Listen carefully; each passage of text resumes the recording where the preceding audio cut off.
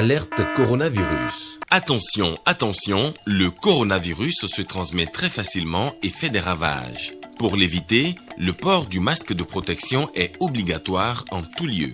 Dans l'administration publique ou privée, dans les réunions, les rencontres, dans les marchés, les magasins, les boutiques et lors des déplacements, le port du masque est obligatoire. Même dans les lieux privés, dès lors que l'on n'est pas seul, le masque doit être le fidèle compagnon. Mais attention, le port de masque de protection ne dispense nullement d'appliquer les autres mesures de prévention, notamment le lavage des mains à l'eau et au savon et l'observance de la distance de sécurité sanitaire d'au moins 1 mètre entre personnes. Enfin, s'abstenir de porter des gants en vue du lavage régulier des mains à l'eau et au savon ou de l'application de gel hydroalcoolique. Pour tout savoir sur l'épidémie du coronavirus au Bénin, rendez-vous sur le site web www.gouv.bj/coronavirus. Ceci est un message du gouvernement de la République du Bénin. Présidentielle d'avril prochain, le parti Union progressiste affine ses stratégies de communication en vue de convaincre davantage les populations. Le bureau politique a planché ce week-end sur la question. Les États-Unis aux côtés du Bénin dans sa riposte contre le Covid-19. Le gouvernement américain fait don de matériel de sensibilisation et des équipements de protection au ministère de la Santé. Et puis l'opération de dédommagement des personnes affectées par le projet de construction du marché de Gros à Abomey-Calavi se poursuit. La deuxième vague de personnes expropriées vient de recevoir les chèques.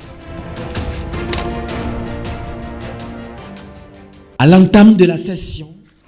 Bonsoir et bienvenue à cette édition. L'Union progressiste peaufine ses stratégies de communication pour aller à l'assaut des populations. Et bien, le bureau politique de cette formation politique de la mouvance s'est réuni à cet effet ce samedi à Cotonou.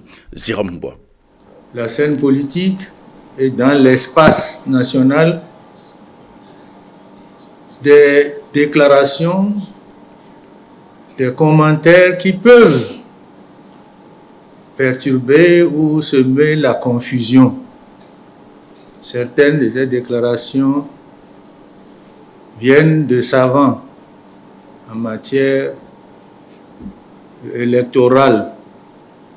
Ces déclarations viennent aussi de différentes forces politiques. Et l'environnement actuel montre, à notre sens, montre bien que la démocratie béninoise se porte bien. Chacun s'exprime, des opinions diverses s'expriment, les contradictions se développent, se résolvent. Et quand il en est ainsi, nous ne pouvons que nous en réjouir. Et c'est pour cela qu'il ne faut pas se plaindre de ce qui se passe. Au contraire, nous devons nous féliciter de ça. Ces expressions viennent aussi non seulement des forces politiques, mais de la société civile aussi, qui est gardienne pour sonner l'alerte lorsqu'il y a difficulté. Mais lorsque cette société civile s'exprime sur des sujets pendant la période électorale, il faut bien sûr considérer que ces expressions sont des expressions d'opinion partisane. Arrêter une stratégie appropriée pour dialoguer avec les populations. Voilà le but visé par cette session du bureau politique de l'Union progressiste. Le mouvement Luc Atropo pour Cotonou a lancé la campagne 10 jours d'action pour la paix. L'opération va contribuer à la préservation de la paix en période électorale. Chaque Béninois, donc du 18 au 28 février, chaque Béninois est invité à éviter tout comportement de haine ou de violence. Je vous propose d'écouter un extrait de la déclaration du porte-parole du mouvement au micro de Rachidat Biomama. Nous voici à la veille d'une élection importante. Et force est de constater que les esprits s'échauffent et que les positions, notamment au niveau des acteurs politiques, ont tendance à se radicaliser. Il n'y a qu'à écouter les déclarations de certains de nos compatriotes pour se rendre compte que le mal nous guette. Les divergences et les désaccords sont inhérents à la vie en communauté. Mais leur réponse ne doit pas être cherchée dans la haine, la confrontation ou la violence sous quelque forme que ce soit. Comme l'a dit le pasteur Martin Luther King, nous devons apprendre à vivre ensemble, comme des êtres humains, où nous mourrons tous ensemble comme des imbéciles. À partir de ce jour, jeudi 18 février 2021, nous nous engageons dans une mission républicaine de promotion de la paix et de la cohésion sociale pour favoriser la tenue des élections présidentielles pacifiques. L'accomplissement de cette mission que nous nous sommes volontairement assignés se fera à travers l'organisation d'une série d'événements. Le plus important est celui dont le lancement nous réunit ce jour, et il s'agit de la campagne 10 jours d'action pour la paix. Cette campagne, qui sera essentiellement concentrée sur le territoire de la ville de Cotonou, se déroulera du 18 au 28 février 2021. Le choix de cette période n'est évidemment pas anodin, qui nous souvienne que le 31e anniversaire de la Conférence nationale des forces vives s'est tenu du 19 au 28 février 1990.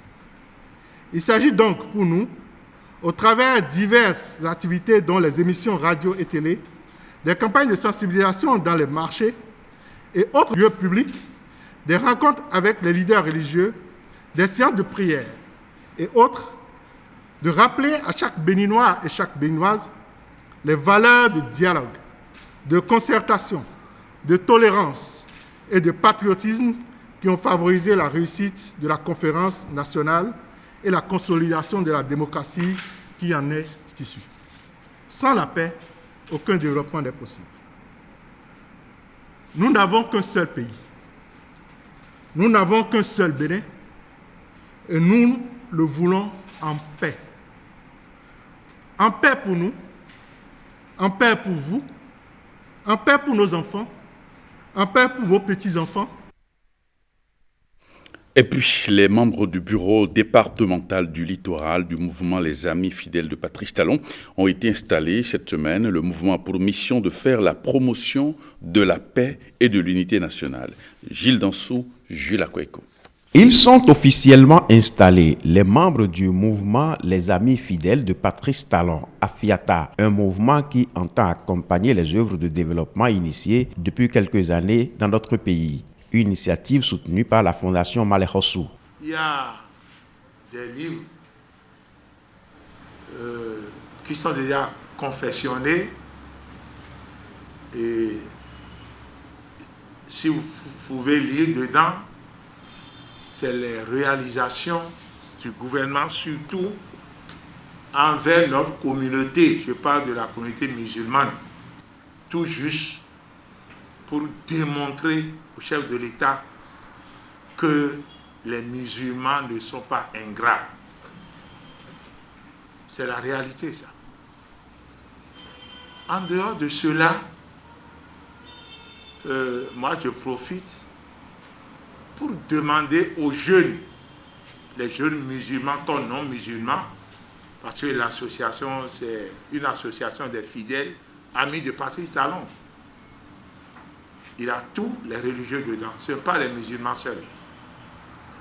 Je profite de l'occasion pour leur demander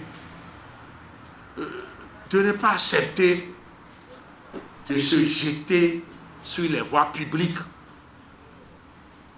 Eux, ils ne peuvent pas le faire. Ils ont des amis. Et le meilleur conseil, c'est de leur dire prier pour que la paix règne. Il ne s'agit pas de partir barricader les voies. Ça, c'est notre rôle. C'est le rôle de la Fondation Malekhossou. Les membres du mouvement ont pour mission essentielle la promotion de la paix et de la concorde nationale. La commune d'Abomey-Calavi devrait ouvrir les états généraux cette semaine. Ces assises ne pourront plus se tenir à la date échue. L'autorité communale a évoqué les raisons de ce report au détour d'un point de presse. Au propos de l'écouter. Chères citoyennes et citoyens de la commune d'Abomey-Calavi, depuis le 17 octobre 2020, vous avez répondu à l'appel de la commune d'Abomey-Calavi par rapport à l'organisation des États généraux. Depuis que vous étiez informé ce 17 octobre 2020, votre engagement et détermination ont été totales. Tout de suite, vous vous êtes inscrit dans les différents ateliers thématiques pouvant conduire à l'organisation proprement dite des 10 États généraux. Les États généraux ont été effectivement lancés pour se tenir les 19 et 20 février 2021. Mais vous constatez avec nous que les dernières sorties du ministre de la Santé ont révélé la recrudescence de la pandémie de la COVID-19. Étant soucieux donc de la santé de notre population, nous avons purement et simplement pris la décision de repousser un peu l'organisation de ces États généraux initialement prévus pour les 19 et 20 février 2021. Ce qui justifie présentement le report de ces États généraux, ce qui fait que, autorité communale que nous sommes, nous avons décidé de sortir et de nous adresser officiellement à notre chère population pour présenter nos excuses à tous ces acteurs de développement qui ont consacré leur temps pour les préparatifs des 10 États généraux. Nous présentons nos excuses pour tous ces cadres qui ont déjà pris des dispositions pour participer activement à ces États généraux. Et nous saisissons l'occasion pour demander à toute la population de respecter les mesures barrières afin que nous puissions pousser très loin cette pandémie qui a trop duré. Je vous remercie. Et conférence nationale de février 90, retour sur quelques déclarations des participants, devoir de mémoire oblige. La télévision nationale revient sur les travaux de cette conférence. Il suivait ici quelques propos de participants à ces assises recueillis par Ghislain Progrès. C'était un discours concret, objectif, sans passion, un discours de chef d'État, c'est-à-dire un discours de responsable. Nous allons nous en inspirer au cours de nos travaux. Que les militaires sont là pour nous protéger. C'est à ce sens-là que je crois, pas pour autre chose, car les militaires sont avant tout des Béninois. Dit que les militaires sont là pour nous protéger de qui et contre qui? Contre le peuple, contre qui? Si c'était un service d'ordre, uniquement pour maintenir la circulation, d'accord, elle doit être un ordre léger. Parce qu'on n'aimerait pas parler sous la menace, sous la protection des baïonnettes. Le renouveau démocratique implique que nous soyons libres de toute notre expression. C'est ça. Sortir ici sans être inquiétés. Pour ceux qui viennent de l'extérieur comme ceux qui viennent de l'intérieur, nous sommes donc mal placés pour demander, n'est-ce pas, qu'on les retire. Ils ne sont pas là, je ne pense pas, pour nous bousculer. Quant aux militaires qui sont désignés par le président Dossou, mais ils représentent leur corps. Voilà, parce qu'il faut être clair, c'est nous-mêmes qui avons demandé, n'est-ce pas, que la sécurité soit assurée. Dans mon corps, on est en tenue militaire tel que je suis habillé quand on est armé. Mais de l'inquiétude que cela semble susciter, je me suis débarrassé de mon pistolet. Et à l'avenir, je viendrai sans pistolet.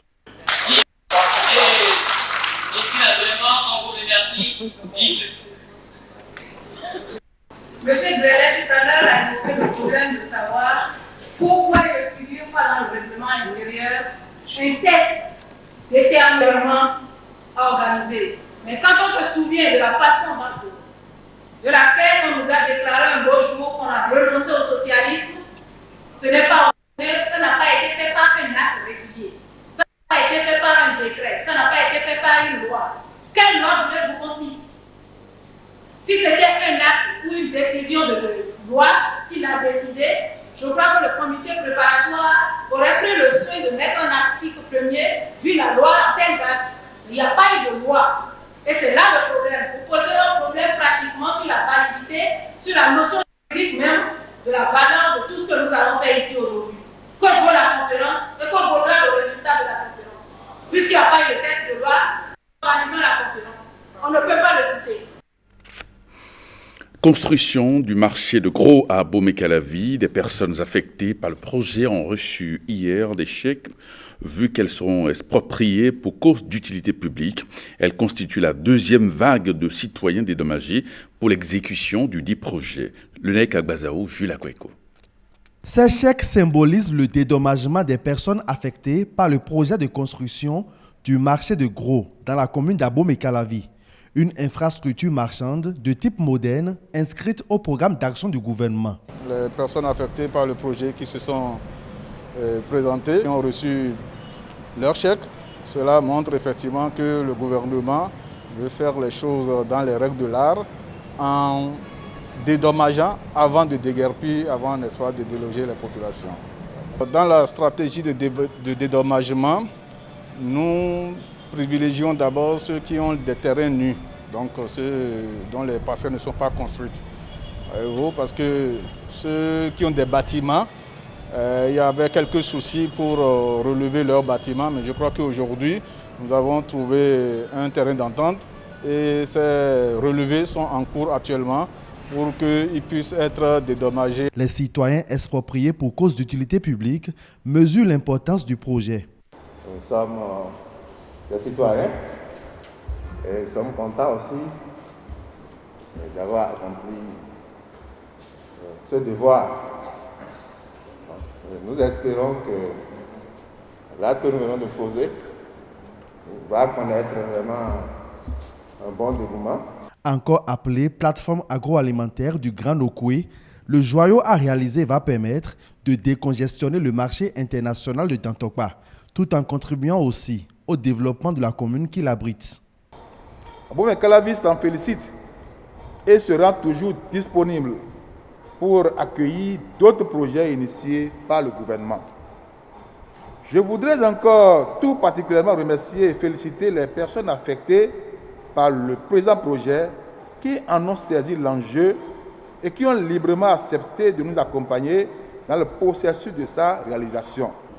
C'est vous qui avez accepté de coopérer afin que vos biens soient mis à la disposition de la communauté pour la réalisation de ces infrastructures.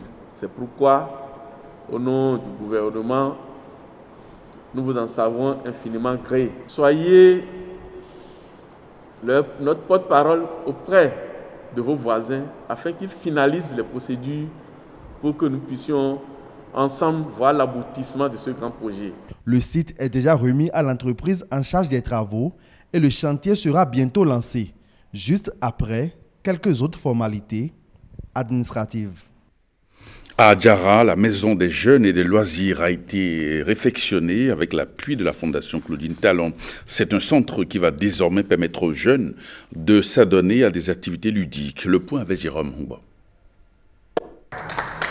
La commune d'Adjara est honorée d'accueillir une autre infrastructure, le centre des jeunes et loisirs totalement rénové. La réalisation de ce joyau, démarré au départ par la mairie, a été fortement appuyée par la Fondation Claudine Talon et le gouvernement. La cérémonie de ce jour est Pour nous, au sein du conseil communal d'Adjara, les témoignages de l'engagement des pouvoirs publics pour la valorisation et la promotion de la jeunesse dans toute sa diversité. Une fois encore, le cœur d'une femme d'action a parlé. Madame Claudine Talon, présidente de la Fondation Claudine Talon, qui, comme elle le fait dans plusieurs communes du Bénin et dans plusieurs domaines, comme elle l'a fait déjà dans cette commune d'Adjara dans d'autres domaines, a été sensible à votre plaidoyer et s'est jointe à nous, gouvernement, pour pouvoir mettre en place les ressources. Cette capacité que nous avons eue, mairie, gouvernement et Fondation Claudine Talon, de régler dans des délais assez courts un problème qui dure depuis des décennies dans cette commune, c'est cela qu'il faut saluer. Plus de 160 millions de francs CFA pour construire ce lieu d'expression des jeunes. Le centre comporte également des ouvrages d'assainissement, des bancs publics en béton, des lampadaires solaires et autres. La cité des tambours exprime déjà une autre doléance. Notre doléance pour la construction d'un stade omnisport dans la commune d'Adjara. Nous sommes jaloux de ce qui s'est fait chez les autres et nous réclamons aussi ce stade pour la jeunesse d'Adjara. Une autre préoccupation qui me plaît d'évoquer et de porter à votre connaissance, Monsieur le ministre, des millions sont engloutis pour la réhabilitation sans tenir compte malheureusement d'un plan d'assainissement global de la zone. J'ai entendu le président de la République dire ici et ailleurs que si en un mandat, nous avons fait 22 stades, il est évident que pour un pays qui ne compte que 77 communes, chacun aura son tour. Et donc, je veux vous confirmer que la commune d'Adjara aura bel et bien son stade omnisport dans les prochains temps. J'ai entendu le chef de l'État dire que si les travaux d'assainissement, d'asphaltage, d'aménagement des voies principales et secondaires dans nos différentes communes ont pu prendre cette envergure pendant un quinquennat, cela veut dire que dans les années à venir, nous serons capables de faire autant, voire 2-3 fois plus. Et donc, partant de ce qu'il a dit, qui est plus qu'un serment, un engagement à l'action, je veux vous confirmer que les travaux d'aménagement de cet hôtel, comme il vous l'a dit lui-même pendant sa tournée, se feront pour finaliser les questions d'assainissement à l'extérieur de ce domaine que nous avons réhabilité ensemble. Pour mémoire de la Fondation Claudine Talon, Adjara avait déjà bénéficié d'une maternité flambant neuve. Cette conjugaison des efforts est la preuve de tout l'engagement du gouvernement et de la Fondation Claudine Talon à honorer ce village dont sont originaires les enfants et l'emblématique groupe artistique Pépitar.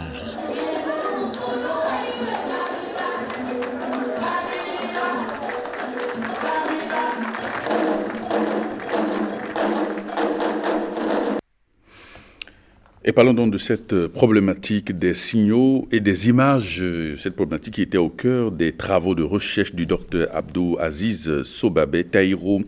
La problématique est axée sur l'authentification par la biométrie multimondiale sans contact, stratégie de fusion de scores basés sur l'approche séquentielle adaptée à l'utilisateur.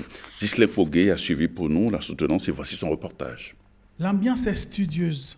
Le discours truffé de thèmes techniques, le raisonnement porté sur des équations à plusieurs inconnus. Abdou Aziz Sobabé Tahirou, tout au long de cette soutenance de thèse, a parlé multibiométrie.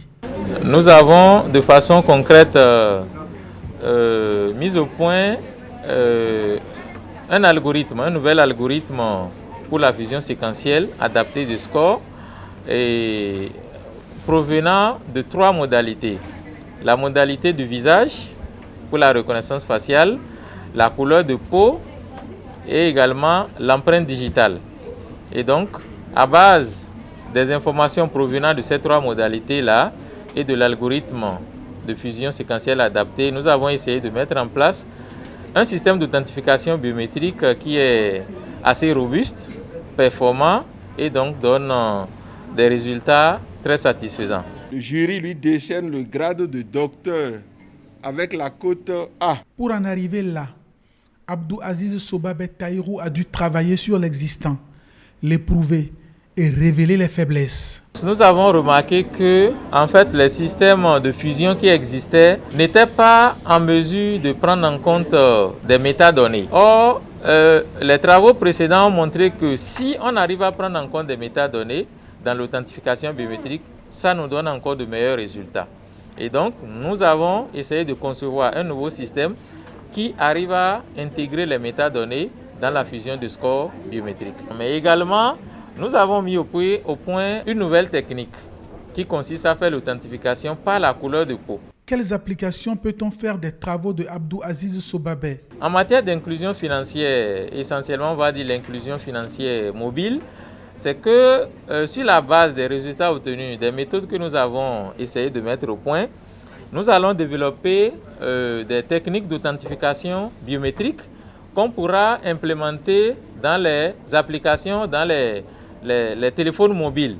De sorte que pour pouvoir faire les transactions financières et autres, on va procéder à la reconnaissance de celui qui est en train de faire l'opération et de s'assurer qu'une autre personne ne fait pas une transaction financière à la place de celui qui aurait dû le faire. Port de toge, symbole d'un nouveau grade, et Abdou Aziz Sobabé Tahirou est désormais docteur de l'université d'Abomey-Calavi dans la spécialité signaux et images. Demain, dimanche 21 février, journée internationale de la langue maternelle. À cette occasion, le ministre en charge de la formation professionnelle a adressé un message à la nation. Je vous propose ici de prendre connaissance d'un extrait de ce message recueilli par Nicanor Kovi et Simon Vian. Le thème retenu par l'année pour la célébration de cette journée est « Promouvoir le multilinguisme pour l'inclusion dans l'éducation et la société ». Les locuteurs d'une langue partagent une culture commune avec des communautés des pays voisins. C'est à ce titre qu'il faut saluer les réformes courageuses introduites par le gouvernement dans son programme d'action à travers le projet Assurance pour le renforcement du capital humain, ARCH, qui accorde une place importante à la valorisation des langues autochtones dans la formation professionnelle de nos compatriotes. De même, la loi 97-029 du 15 janvier 1999 portant organisation des communes en République du Bénin mentionne: la commune doit veiller à la promotion des langues nationales en vue de leur utilisation sous forme écrite et orale. Le gouvernement, donc, à travers cette loi, met en relief toute l'attention particulière qu'il accorde à la défense de la diversité linguistique. Sa volonté de valoriser les langues maternelles s'observe à travers l'élaboration des programmes d'alphabétisation dans les langues autochtones et la traduction des tests dans les dites langues. Mesdames et messieurs, loin d'être une fête, la date du 21 février doit être un instant de réflexion profonde sur nos rapports avec nos langues maternelles. Elle doit nous amener à nous engager définitivement dans la valorisation de nos patrimoines linguistiques, culturels et cultuels. Il faut donc reconnaître que les langues constituent les instruments les plus puissants pour former, préserver et développer notre patrimoine matériel et immatériel. Dans cette perspective, je lance donc un appel à tous nos compatriotes pour que le dimanche 21 février 2021, nous fassions une profonde réflexion sur nos rapports à nos langues maternelles et avec les autres peuples. Cela permettra de prendre des engagements qui valorisent nos cultures et de faire parler nos langues maternelles dans nos familles respectives. Le gouvernement américain met à la disposition du Bénin du matériel de sensibilisation et des équipements de protection contre le Covid-19 pour intensifier la lutte en milieu communautaire dans 3 départements de notre pays. Un don réceptionné par le ministre de la Santé ce week-end à la mairie d'Abomey-Calavi. Le Nek Agbazao. Des dispositifs de lavage des mains, des masques réutilisables, des bidons de savon liquide, ainsi que des mégaphones et des haut-parleurs pour la sensibilisation. C'est un nouvel appui de l'USAID et donc des États-Unis d'Amérique à la lutte anti-Covid au Bénin et destiné à renforcer la réponse communautaire à la pandémie dans les départements de l'Atlantique, des collines et du Mono, notamment au niveau des centres de santé, des établissements scolaires, des brigades sanitaires et des équipes mobiles d'intervention rapide. Un vaste programme qui sera piloté par les organisations non gouvernementales, DEDRAS et BUPDOS. Jusqu'à présent, le Bénin a été épargné par le pire de la pandémie. Nous devons tous rester vigilants pour éviter que cette maladie se propage davantage. C'est pourquoi je suis ici aujourd'hui, représentant les États-Unis, pour faire notre part dans la lutte contre la pandémie au Bénin.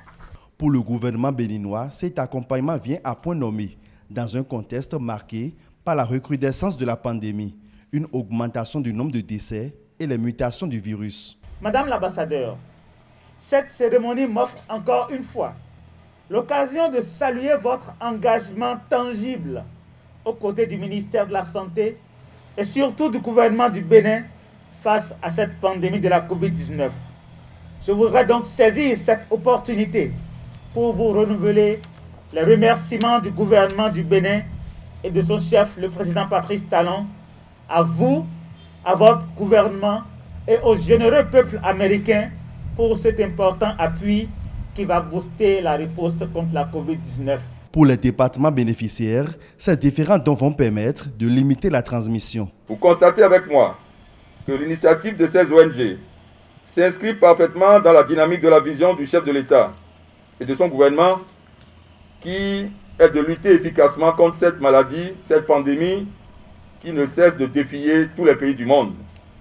C'est pourquoi, au nom de mes collègues et des populations des départements de l'Atlantique, des collines et du Mono, et à mon nom propre, je tiens à témoigner ma profonde gratitude à Madame l'ambassadeur des États-Unis d'Amérique près le Bénin et à travers elle à tout le peuple américain pour ce précieux accompagnement aux efforts inlassables du gouvernement de son Excellence M. Patrice Talon, président de la République, qui de façon intelligente et méthodique œuvre inlassablement à juguler cette pandémie. Ce geste du peuple américain est rendu possible grâce à une enveloppe globale de près de 2,5 milliards de francs CFA prévue pour la riposte contre la Covid-19 dans tout le Bénin.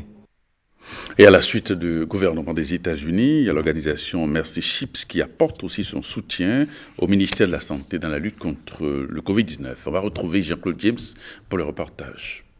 Dans ce camion, tout un lot d'équipements destinés à renforcer la riposte contre la Covid-19. Un nouveau don de Mercy Ships et de ses partenaires au Bénin.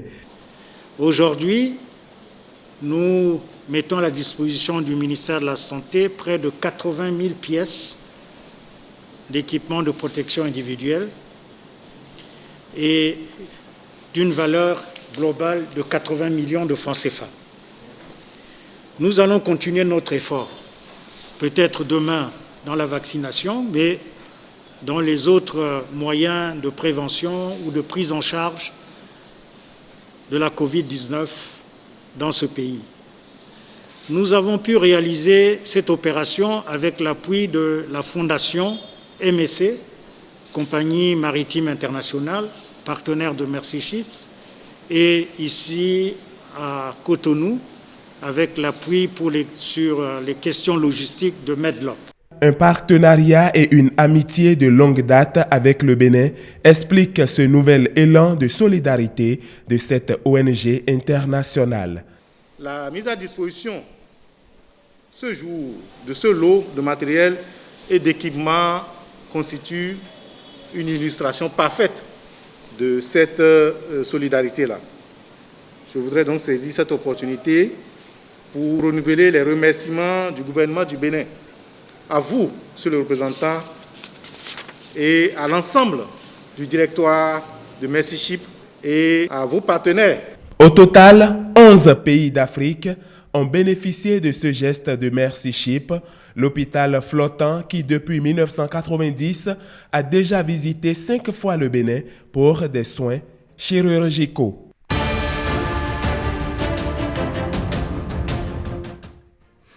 À l'étranger maintenant, au Nigeria, suite à la bavure militaire du 20 octobre dernier à Lagos, avec au moins 10 personnes tuées, les victimes réclament toujours justice.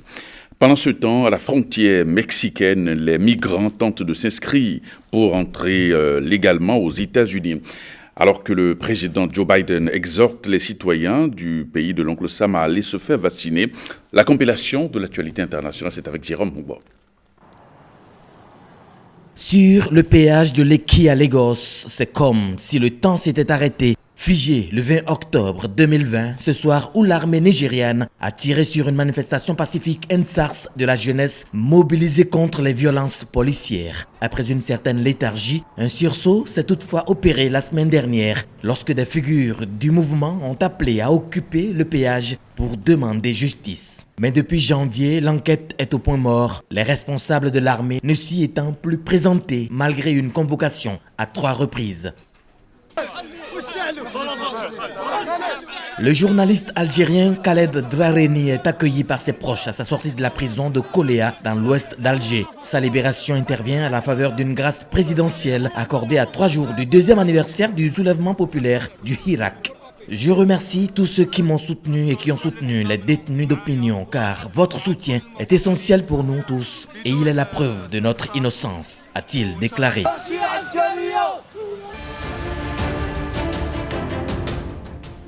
Premier jour de la grande réforme de l'immigration du président américain Joe Biden, les migrants à Ciudad Juárez, à la frontière mexicaine avec les États-Unis. Ils essaient sans succès de se connecter à une page web pour prendre rendez-vous afin de se rendre au pays de l'oncle Sam pour leur procédure d'asile. Dans le cadre du programme Restez au Mexique de l'ancien président Donald Trump, des dizaines de milliers de demandeurs d'asile non mexicains, pour la plupart originaires d'Amérique centrale, ont été renvoyés à la frontière en attendant le résultat de leur demande. Pendant ce temps, le président américain Joe Biden se dit prêt à entendre les idées du Congrès sur la manière de rendre le plan d'aide face au Covid meilleur et moins cher. C'était lors de sa visite d'une usine Pfizer à Portage, en banlieue de Kalamazoo, dans l'État de Michigan. Au cours de son discours, il déclare également que les vaccins sont sûrs et demande au peuple américain de se faire vacciner. S'il y a un message à faire passer à tout le monde dans ce pays, c'est bien celui-ci. S'il vous plaît, pour vous-même, votre famille, votre communauté, faites-vous vacciner quand ce sera votre tour et qu'il sera disponible. C'est comme ça qu'on peut vaincre cette pandémie.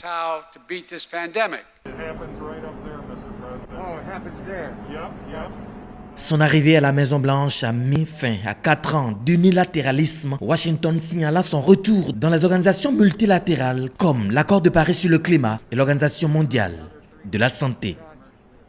Et pour finir, le président argentin Alberto Fernandez a demandé la démission de son ministre de la Santé après qu'il a été révélé vendredi que des personnes de son entourage avaient été vaccinées contre le Covid-19 dans son bureau sans avoir à demander un rendez-vous comme les autres Argentins. Une source gouvernementale a déclaré à l'AFP que M. Fernandez a chargé le chef de cabinet Santiago Cafiero de demander la démission du ministre de la Santé. Un exemple de résultat d'insuffisance de discipline.